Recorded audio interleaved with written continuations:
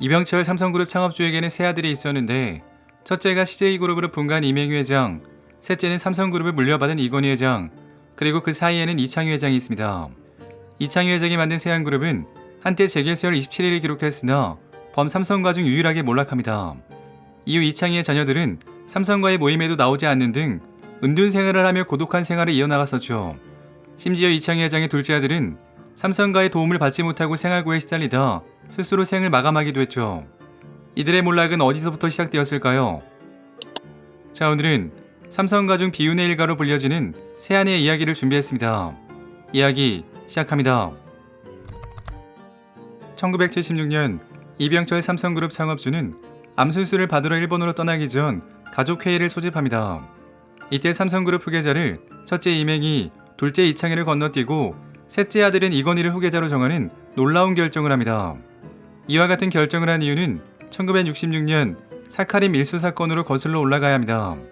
이병철 회장은 60년대 중반 비료 사업에 뛰어들어 한국 비료를 설립하는데 비료 공장 기계를 일본 미쓰이물산에서 수입하면서 리베이트로 100만 달러를 받게 됩니다.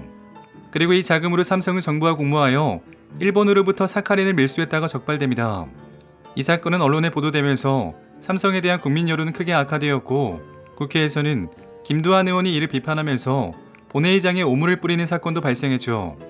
결국 이병철 회장은 한국 비료를 정부에 헌납하고 경영은퇴를 선언했으며 그의 둘째 이창희가 법적 책임을 지고 감옥으로 들어가게 되었죠. 이후 삼성그룹은 장남 이맹희가 이끌었지만 오히려 아버지 이병철 회장에게 밑보였고 이병철 회장은 복귀에 시동을 걸기 시작합니다.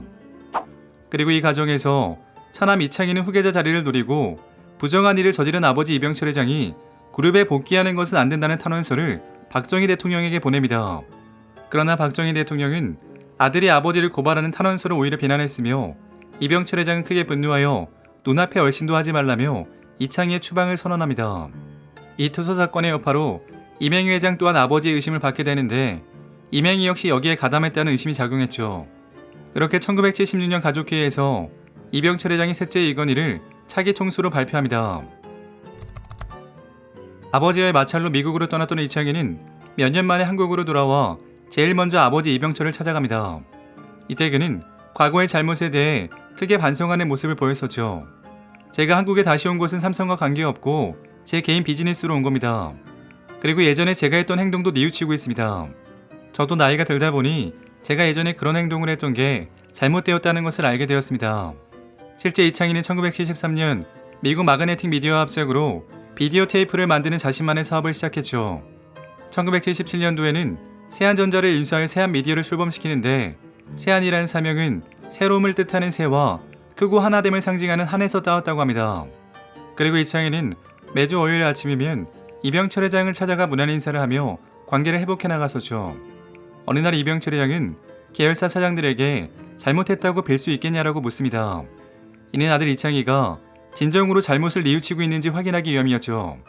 이에 이창희는 그러겠다고 대답하고 각 회사의 사장들을 찾아가 용서해달라며 사과합니다. 이처럼 이병철 회장은 이창희에게 공개적으로 무안을 준 뒤 세한미디어에 여러 가지 혜택을 주기 시작했죠. 그렇게 아버지의 도움을 받은 세한미디어는 국내 최초로 카세트 테이프를 생산했으며 비디오 테이프 개발에도 성공합니다. 이후 80년대 VCR의 보급이 확대되면서 그의 사업 또한 크게 성장했죠. 그러나 80년대 말 큰 위기를 겪게 되는데 공장에서 큰 화재가 발생하며 600억 이상의 재산 피해가 발생합니다. 이때 삼성 이건희 회장이 화재 복구를 지원하며 형제 간의 우애를 보여주기도 했죠. 그리고 이처럼 재기에 성공하는 듯 보였던 이창희 회장은 1991년 백혈병으로 58세라는 비교적 이른 나이에 세상을 떠나게 됩니다. 삼성가에서 이창희 회장은 형인 이맹희에게 가로막혀 있었고 이후에는 동생 이건희에게 빌리면서 그의 능력을 보여줄 기회조차 적었습니다. 이에 세간에서는 그를 두고 삼성가의 불운의 황태자라고 부르기도 했죠. 그리고 이창희 회장 사후 그의 뒤를 이어 부인과 아들들이 경영 전면에 나서기 시작합니다. 이창희는 일본인 여성과 결혼하려고 했지만 아버지 이병철 회장의 반대가 심했습니다. 전직 삼성 관계자는 이에 대해 이렇게 말합니다. 이병철 회장이 일본인 여성에 대한 반대가 높았다. 자신도 일본 여성을 현지초로 둔 상황에서 일본에서 유학 중에 아들마저 일본 여성과 결혼하면 웃음거리가 된다고 생각했던 것 같다. 그러나 이창희는 결국 일본인 여성 이영자와 결혼에 꼴이 냈고 둘 사이에는 3남 1녀가 있습니다. 장남 이재관은 미국 터프츠대를 졸업하고 시티은행에서 근무하다 세한미디어에 합류했고, 차남 이재찬은 미국 디트로이대 경영학과를 졸업한 이후 한국으로 돌아와 세한그룹에 들어갔죠.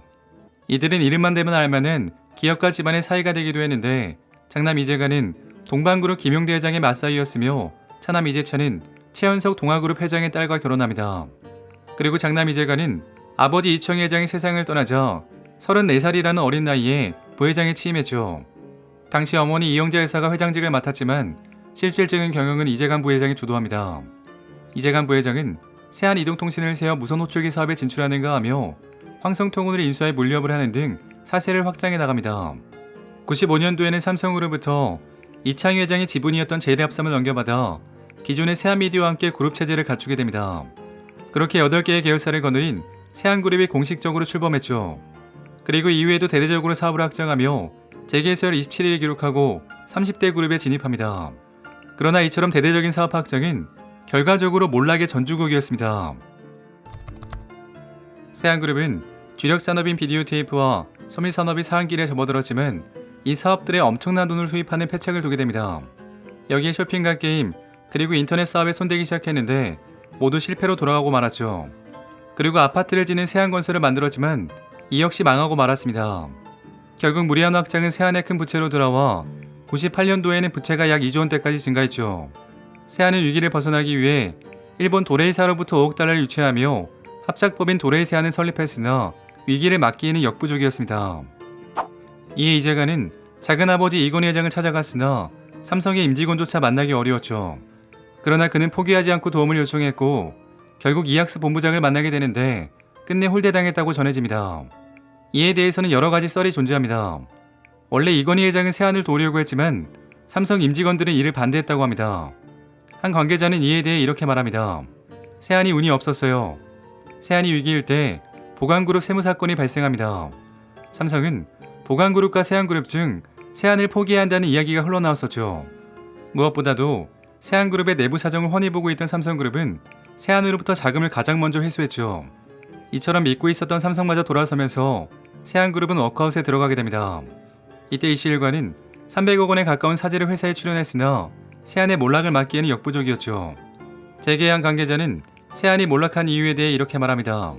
젊은 나이에 그룹 경영을 맡은 부회장의 경험 부족이 그룹 해체를 불러왔다. 이후 계열사들은 새 주인을 찾아 뿔뿔이 흩어졌는데 세한은 웅진그룹에 넘어가면서 웅진케미칼로 사명을 변경했고 도레이세한 또한 도레이 첨단 소재로 사명을 변경하며 세한이라는 이름은 역사 속으로 사라집니다. 이렇게 세한그룹은 삼성에서 분가한 그룹 가운데 유일하게 몰락한 기업이라는 오명을 안게 되었죠. 세한 오너가의 불효는 그룹 해체로 끝나지 않았습니다. 먼저 이재관 부회장은 분식회계 혐의로 구속되어 징역 3년, 집행유예 5년을 받게 됩니다. 차남 이재찬은 엔터테인먼트 사업에 관심을 갖고 디지털 미디어라는 기업을 세웠으나 이 회사마저 경영권을 잃게 됩니다. 이들 형제는 그룹이 해체된 뒤 범삼성과 모임에도 나가지 않았었죠. 삼성의 한 관계자는 이들 형제들은 호암 탄생 100주년 행사 때도 참석하지 않은 것으로 한다. 이처럼 이들은 가족 모임에도 잘 나오지 않고 은둔에 가까운 생활을 했다고 말합니다. 그리고 2010년 차남 이재찬은 46세의 나이로 스스로 세상을 떠났습니다. 그는 세한그룹을 떠난 후 일산에서 개인 사업을 했는데 구체적으로 어떤 사업에 종사했는지는 확인되지 않았고 동네 가게에 외상을 지을 정도로 생활고에 시달리고 있었죠. 그리고 당시 부인이었던 최현석 동아그룹 회장의 딸과는 상당 기간 별거 생활을 했다고 합니다. 경찰 관계자는 그의 죽음에 대해 재벌가의 일원으로 살다가 생활의 여유가 없어지다 보니 처지를 비관했을 개연성이 크다고 말합니다. 그와 같은 동네에 거주했던 이모 씨는 그에 대해 이렇게 기억합니다. 밤늦게 들어오고 해서 동네 사람들과 잘 알고 지내지 못했다. 가끔씩 밤에 혼자 소리를 지르곤 해서 좀비들 사이에서 말이 나오곤 했다. 그가 삼성과의 가족인 줄은 전혀 몰랐다.